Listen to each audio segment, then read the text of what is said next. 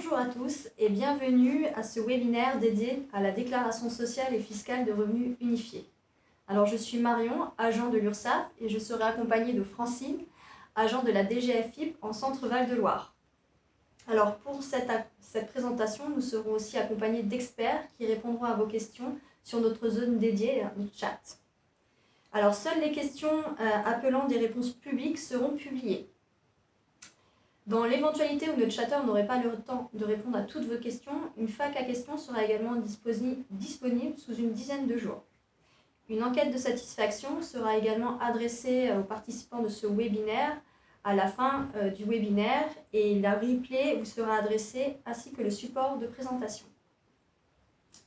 Alors à travers ce webinaire, nous allons du coup voir le principe de la déclaration sociale et fiscale unifiée, le public concerné par cette déclaration. Nous répondrons à la réforme en 4 questions, le parcours des déclarations en ligne et nous ferons aussi un zoom sur le volet social des praticiens auxiliaires médicaux accompagné de quelques exemples et nous verrons aussi les informations pratiques. Alors je laisse la parole à Francine sur le principe de la déclaration sociale et fiscale unifiée. Donc la réforme que nous allons vous présenter avec Marion est une simplification. Elle s'inscrit dans un processus qui est déjà en place depuis 2020 pour les commerçants, les artisans, les professions libérales. Elle est ouverte cette année aux praticiens et auxiliaires médicaux. Alors c'est une simplification parce que depuis le 13 avril, date d'ouverture du service de déclaration en ligne, une seule déclaration est à réaliser sur impôts.gouv. Cette déclaration de revenus est accompagnée d'un volet social vous permettant de remplir toutes les données que vous faisiez auparavant, que vous communiquiez auparavant auprès de l'URSSAF et de votre caisse de retraite. C'est une déclaration unifiée, c'est-à-dire que seules les données fiscales et sociales qui sont nécessaires au calcul des cotisations et contributions sociales seront communiquées à votre URSSAF et à votre caisse de retraite. Vous ne faites qu'une seule déclaration. Par contre, si vous faites vous ne faites qu'une seule déclaration et les données sont transmises quotidiennement à votre URSSAF et à votre caisse de retraite. Si vous faites plusieurs déclarations le même jour, la dernière sera transmise. Par contre, si vous faites une déclaration un jour et une déclaration rectificative le jour suivant ou 2 ou 3 jours après, cette seconde déclaration sera transmise comme déclaration rectificative à votre URSSAF et à votre caisse de retraite. Alors qui est concerné ? Alors, tout praticien ayant exercé une activité de praticien auxiliaire médicaux durant l'année 2022, qu'il soit actif ou bien radié durant cette période-là. Les médecins aussi remplaçants affiliés au RSPM à l'offre simplifiée. À noter que pour cette catégorie de médecins remplaçants affiliés à l'offre affiliée au RSPM, donc l'offre simplifiée, votre déclaration n'impactera pas les déclarations déjà réalisées sur le site internet médecin-remplaçant.ursaf.fr ni les cotisations et contributions déjà versées à l'URSSAF. Alors la réforme en 4 questions. La déclaration de revenus des praticiens est-elle obligatoire ? Eh bien oui, comme l'était la DSPAM. Donc même si vous avez des revenus déficitaires ou nuls, non imposables, ou si vous êtes exigible à une exonération totale ou partielle, la déclaration sera obligatoire. Donc la date de limite de la déclaration varie en fonction des départements. Attention, à défaut de production de la déclaration de revenus, le calcul de vos cotisations et contributions sociales seront alors calculés sur un calcul forfaitaire majoré, une taxation d'office. Donc vous devrez réaliser cette déclaration, bien sûr, par voie dématérialisée sur le site impôts.gouv.fr. Alors comment accéder à la déclaration de revenus des praticiens ?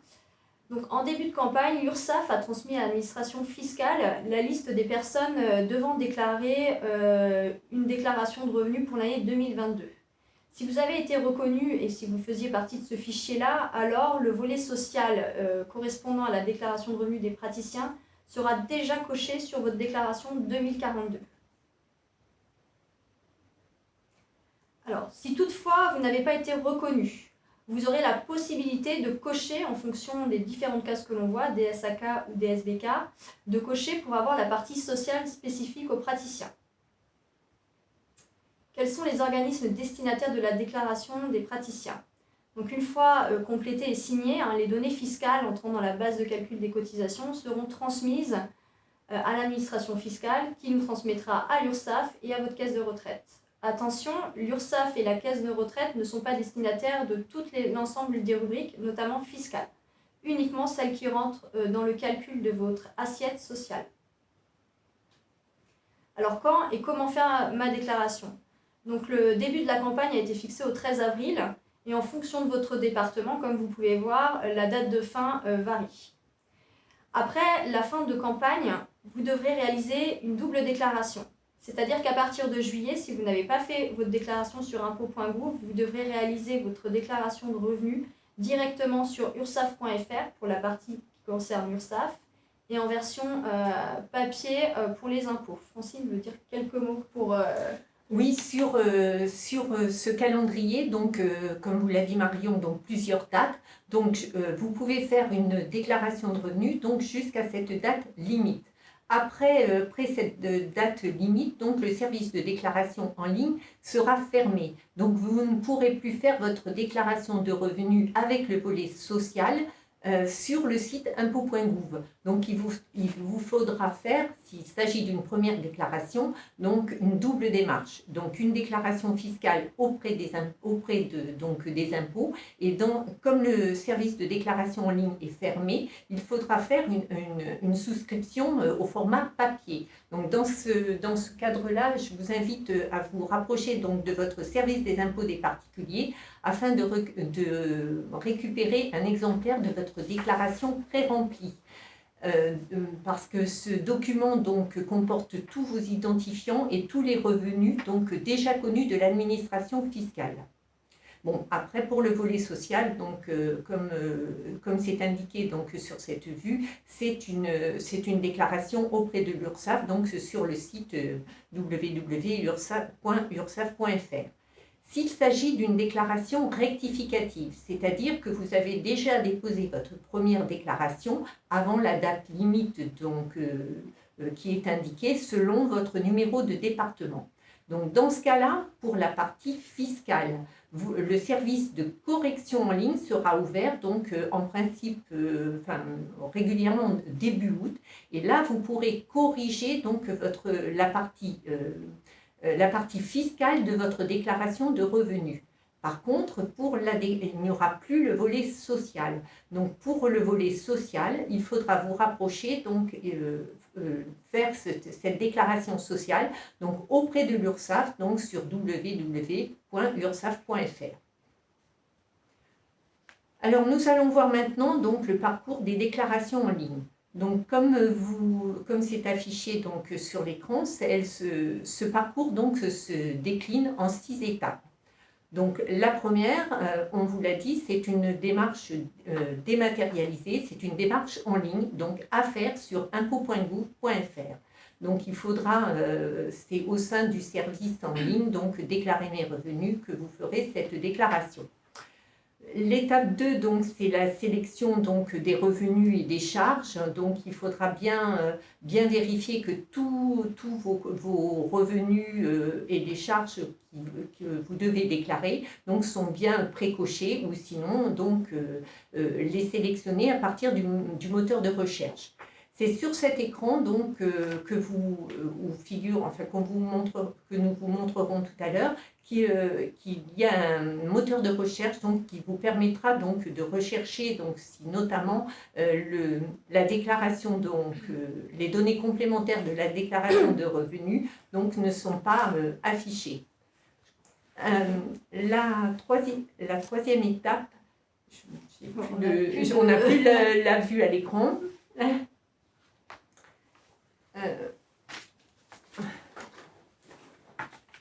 Alors, on va continuer. Alors, on va continuer sur le papier. C'était là. C'est juste avant. Voilà. Alors, La troisième étape, donc, c'est comme d'habitude, donc, la déclaration donc, des revenus donc, et des charges. Quatrième étape, donc, c'est la nouveauté de cette année, donc les rubriques, le volet social donc, qui est à faire. L'étape 5, donc, c'est le résumé et la signature. Donc, le résumé, c'est-à-dire qu'on vous récapitule donc, toutes les données donc, que vous avez servies. Et c'est à ce moment-là qu'il faudra bien vérifier donc, que tout est complet et que vous pourrez signer votre déclaration. Et c'est cette étape de signature qui permet la transmission donc, des données, donc à la fois fiscales et sociales, utiles au calcul de vos cotisations et contributions sociales personnelles, qui seront transmises à l'URSSAF comme à votre caisse de retraite. Et enfin, l'étape 6, donc, c'est la fin de la déclaration où on vous indique vraiment qu'on a pris en compte votre déclaration et vous aurez aussi la possibilité de revoir donc, les revenus que vous avez déclarés qui seront transmis à l'URSSAF et à votre caisse de retraite. Donc, comme je vous l'ai dit, procédure dématérialisée, donc il faut la démarche est à effectuer donc, sur le site internet impôts.gouv.fr. Donc, vous avez deux possibilités donc, pour accéder à votre déclaration de revenus. Soit vous cliquez sur le large bandeau bleu, donc accéder à votre déclaration en ligne, soit sur le petit rectangle bleu, un peu bleu clair, donc vous voyez en haut de l'écran. Il faudra toujours vous authentifier, que ce soit par l'un des deux modes de connexion. L'authentification se fait via la saisie donc, de votre numéro fiscal et du mot de passe que vous utilisez pour vous connecter à chaque fois sur votre espace particulier. Donc, le numéro fiscal, je vous le rappelle, il est sur votre avis d'imposition, avis d'imposition sur le revenu ou avis d'imposition taxe foncière. Et le mot de passe, c'est celui que vous avez arrêté, que vous avez choisi quand vous avez créé votre espace particulier. Alors, une fois authentifié, donc, et vous arriverez donc sur cette page d'accueil. Sur ce premier message. Donc, comme je vous le disais tout à l'heure, donc la déclaration sociale unifiée, elle est déjà en place pour d'autres professions, les artisans, les commerçants, les professions libérales. Donc, selon la composition donc, du foyer, c'est-à-dire que si les deux membres du foyer donc, relèvent du régime des praticiens et auxiliaires médicaux, c'est ce message-là que vous verrez apparaître. Sinon, il sera adapté en fonction. Donc, c'est-à-dire que si les deux membres du foyer donc, relèvent de régimes différents, on vous annoncera donc un parcours fusionné, mais on vous annoncera juste le parcours fusionné et par la suite, donc, vous serez bien identifié chacun des membres selon le régime dont vous relevez, avec le nom et le prénom. Donc, on arrive là sur l'écran donc, de sélection des revenus et des charges. C'est le moteur de recherche dont je vous parlais tout à l'heure, donc qui vous permet de sélectionner donc, les revenus dont vous avez besoin, ainsi que les rubriques de charges ou réductions d'impôts qui sont nécessaires à votre déclaration de revenus.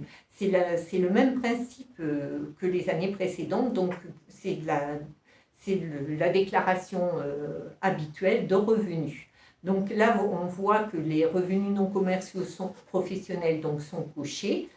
Et si vous avez été reconnu donc, par notre système, c'est-à-dire vous verrez apparaître, c'est juste le slide suivant, vous verrez apparaître affilié au régime des praticiens et auxiliaires médicaux conventionnés. Donc, avec cette vue-là, donc vous avez été reconnu et vous êtes pris en compte. Vous ne pourrez pas décocher cette case parce que vous avez un volet social, vous relevez ce régime, vous avez un volet social à compléter. Par contre, si vous n'avez pas cette coche, avec le moteur de recherche qu'on a vu sur la vue précédente, vous pourrez rechercher données complémentaires de la déclaration de revenus des indépendants afin que cette case, cette rubrique vous soit ouverte et que le volet est ce qui va déclencher automatiquement donc l'affichage du volet social de la déclaration de revenus. Donc, une fois que vous aurez rempli donc, votre identité, tout ça, votre situation fiscale, votre situation familiale, vous arriverez donc sur la déclaration donc, des revenus. Donc, il y a un pré-remplissage donc, automatique qui est en place depuis plusieurs années. Donc, vos revenus professionnels, si vous avez fait votre déclaration, ils seront pré-remplis.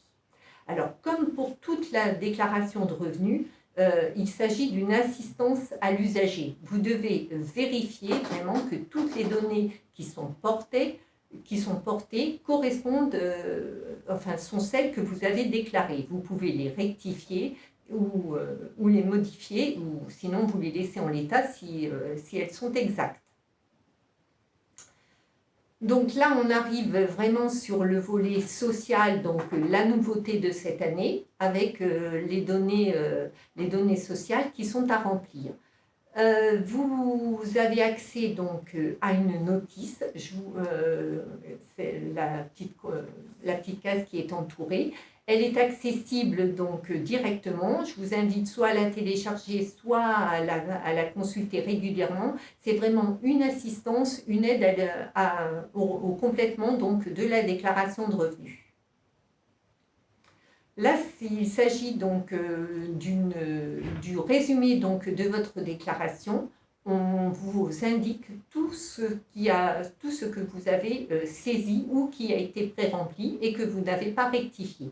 Donc, je vous invite vraiment à vérifier donc chacune des lignes, à vérifier à la fois le montant, s'il n'y a pas eu d'erreur des saisies, hein, on en est tous là. Et une fois que vous avez tout vérifié toutes les données et que vous êtes complètement d'accord donc, sur les montants, donc vous devez signer votre déclaration. C'est vraiment cette étape qui permet la transmission donc, de vos données fiscales et sociales qui sont utiles. Hein. Comme vous l'a dit Marion, ne seront transmises que les données qui sont utiles au calcul de vos cotisations et contributions sociales personnelles. Et c'est la signature donc, de cette déclaration qui vaut transmission donc, à l'URSSAF et à votre caisse de retraite. Là maintenant, votre déclaration, elle a été faite, elle a été signée, on vous indique, on vous remercie pour votre déclaration, donc ça veut dire qu'elle a été prise en compte. Donc, vous avez également donc, à nouveau donc, la possibilité donc, de revoir le montant, donc, les sommes que vous avez déclarées donc, au titre de la déclaration de revenus ou du volet social donc, de votre déclaration. Alors, nous allons passer maintenant au zoom sur le volet social des praticiens auxiliaires médicaux. Alors, quel grand changement! Alors, les rubriques de la déclaration sociale DSPAMC qui étaient également présentes dans la déclaration fiscale, elles n'apparaîtront plus sur le volet social. Notamment, mais les rubriques de la déclaration DSPAM qui n'existaient pas, elles constituent le volet social et certaines rubriques sociales de la DSPAM qui n'existaient pas dans la déclaration fiscale ont pu être supprimées afin d'alléger le volet social. Elles sont du coup calculées automatiquement à partir d'autres rubriques. Alors, si votre foyer fiscal est composé de 2 personnes ayant toutes deux une activité de praticien, vous devez renseigner les cases concernant l'activité de chacun. Ensuite, une question au niveau de votre statut au 1er janvier ou à la date de début d'activité en 2022 vous sera posée, si vous êtes titulaire ou si vous étiez remplaçant. Ce statut nous permet de conditionner l'assujettissement à la contribution aux unions régionales des professionnels de santé. Ensuite, nous passons à la rubrique activité conventionnée. Voilà. Donc, ces cases DSGA, DSGB, DSHA ou DSHB correspondent à l'ancienne case O de la DSPAM. Cette zone récapitule le montant des revenus nets liés à votre activité conventionnée. Donc si vous percevez des revenus conventionnés et non conventionnés, vous devez appliquer une formule de calcul afin d'obtenir l'activité propre en lien avec l'activité de revenus conventionnés. Donc dans ce qui concerne les cases DSGA ou DSGB, vous devez appliquer la formule suivante. Vous devez prendre vos revenus nets totaux multipliés par les recettes brutes conventionnées. Les recettes brutes conventionnées sont notifiées sur votre SNIR et diviser ce montant par le total de vos recettes. Donc cela vous donne le résultat à indiquer en case DSGA ou DSGB. Pour le régime micro, vous devez indiquer dans ces deux cases-là l'abattement de 34% dû à votre régime. Ensuite, la particularité pour les recettes liées à l'activité dans les structures de soins, donc les cases DSAT ou DSBT, c'est que vous devez renseigner en brut et non plus en net les recettes perçues en 2022. Donc on vous rappelle, les structures de soins, c'est tous les actes réalisés dans les structures comme les EHPAD, les HED, les SIAD, etc. Ensuite, donc la partie des revenus de remplacement, donc ce qui est versé directement par la CPAM, l'ancienne case L de votre DSPAM correspond aux cases DSAS ou DSBS. Ensuite, vous allez avoir les cases DSCS ou DSDS, recettes brutes tirées de l'activité non salariée. Donc ça correspond à l'ancienne case W de votre DSPAM. C'est le montant total brut des recettes perçues. Attention, ces cases-là sont obligatoires pour la saisie de votre volet social. Nous avons ensuite la rubrique portant sur les cotisations obligatoires. Alors, la base de calcul de la CSG-CRDS, la case DSCA ou DSCB, correspondent aux cotisations sociales obligatoires, c'est-à-dire au montant versé au titre des cotisations sociales d'assurance maladie, allocation familiale, assurance volontaire, retraite et invalidité décès. C'est l'ancienne case J de votre DSPAM. Ces éléments peuvent être déjà pré-remplis si vous avez transmis votre 2035.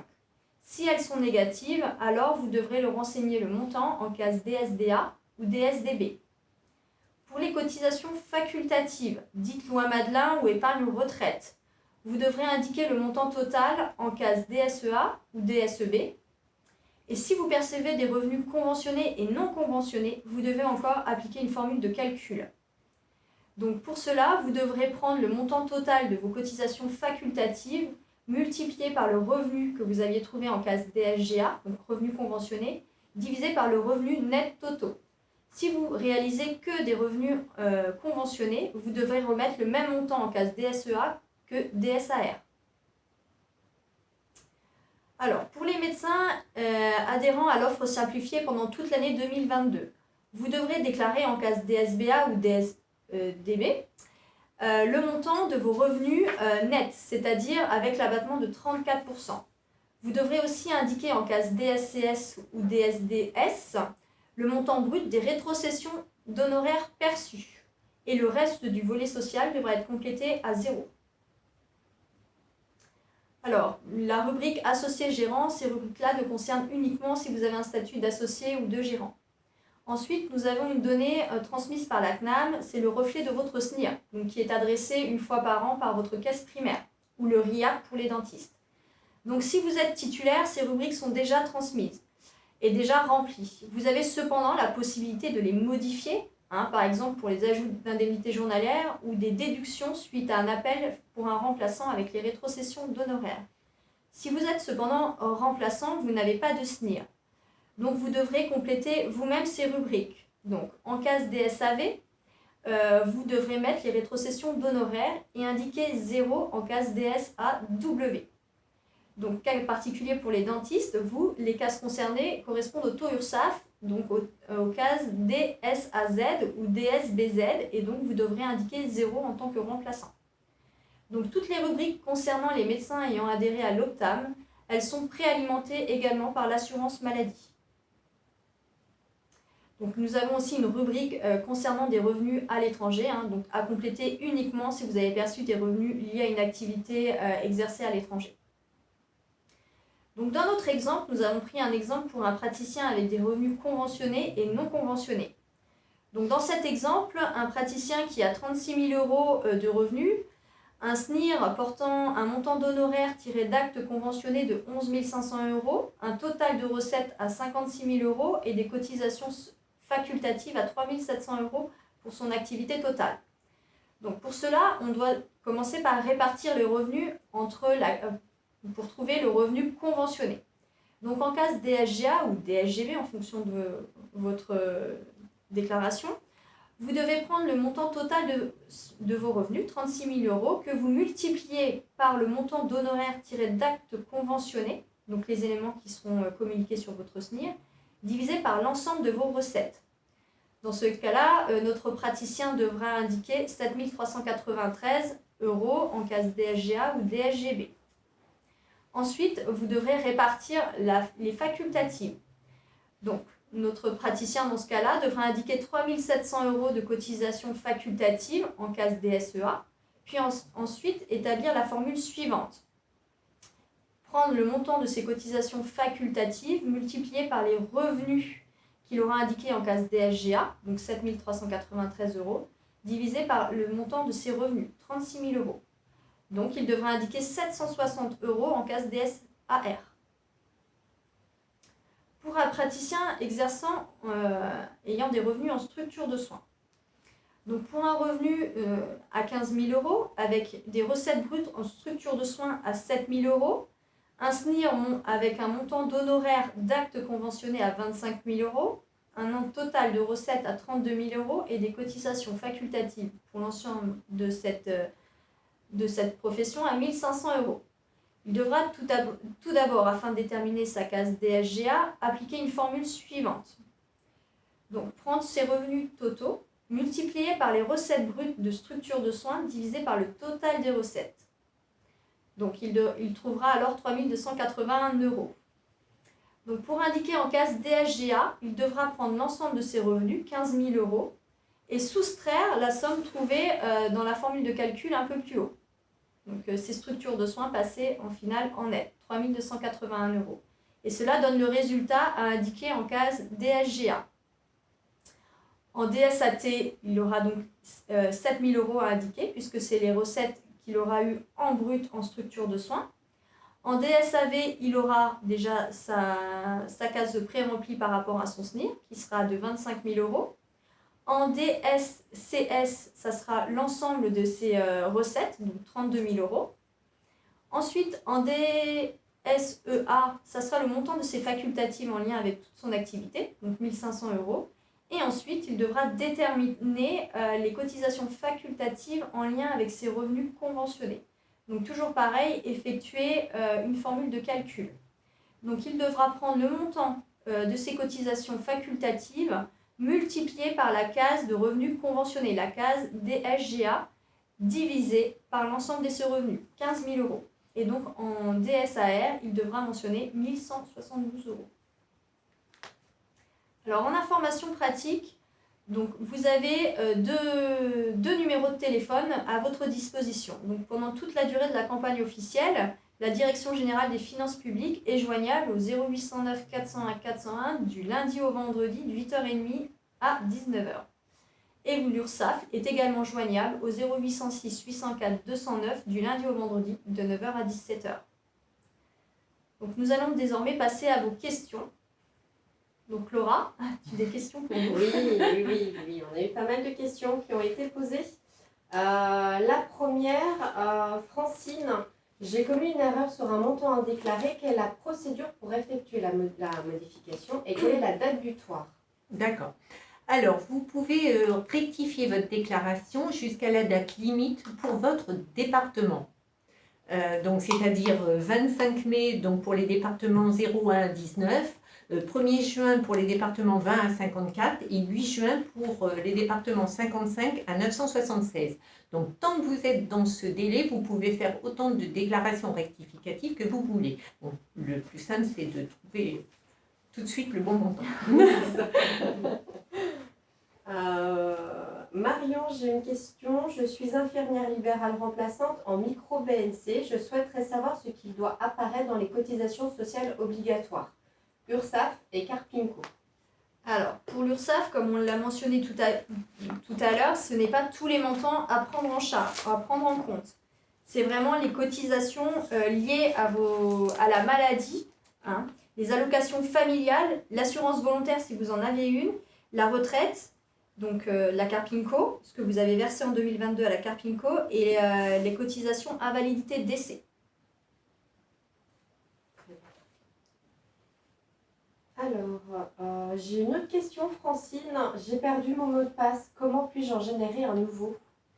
Alors, comme sur tous les sites internet, vous pouvez demander la réinitialisation de votre mot de passe. Donc, vous cliquez sur le lien qui est présenté et vous recevrez donc un lien qui sera valable 48 heures donc pour générer donc un nouveau mot de passe.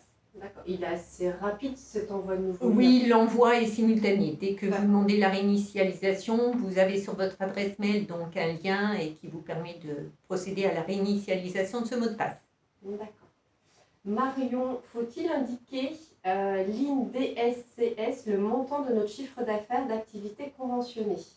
Alors, vous devez indiquer l'ensemble de votre chiffre d'affaires en lien avec votre activité d'indépendant. Donc, si vous réalisez que de l'activité conventionnée, effectivement, c'est votre chiffre d'affaires total. Cependant, si vous avez plusieurs activités ou vous avez une activité de praticien et une autre activité à côté, ça sera l'ensemble de vos deux activités qu'il faudra additionner en case DSCS. J'ai une nouvelle question. Alors, je pense qu'elle s'adresse à Francine. Est-ce que je pourrais consulter les rubriques du volet social une fois ma déclaration de revenus déposée? Alors, à la fin quand vous aurez signé votre déclaration, donc vous pourrez la consulter. Après, je sais qu'il y a un avis, il y a l'avis d'imposition dans votre espace particulier. Je ne suis pas sûre que les données sociales y figureront. Je préfère répondre, une réponse vous sera apportée dans la foire aux questions plus complète. Plus complète? D'accord. Marion, comment réaliser ma déclaration si je suis passée du régime RPSM au régime classique en cours d'année? Et quel montant inscrire dans DSGA et DSBA? Alors, si vous avez changé durant l'année 2022 et que vous avez eu une activité RSPM et une activité praticien non remplaçant ou classique, vous devez indiquer ce que vous avez déclaré alors après abattement en case DSBA, tout ce qui concerne vos revenus en lien avec l'offre simplifiée dans cette case-là. Et ensuite, en case DSGA, vous devrez mentionner les revenus dits de votre activité classique en praticien. D'accord, très bien. J'ai pas de nouvelles. N'hésitez pas si vous avez encore des questions. En complément, la foire en question vous sera transmise d'ici une petite dizaine de jours. En attendant, on vous transmettra, tout comme l'invitation, le lien vers le replay, ainsi que le support. Vous nous avez demandé si le support était mis à disposition. Il était mis à disposition.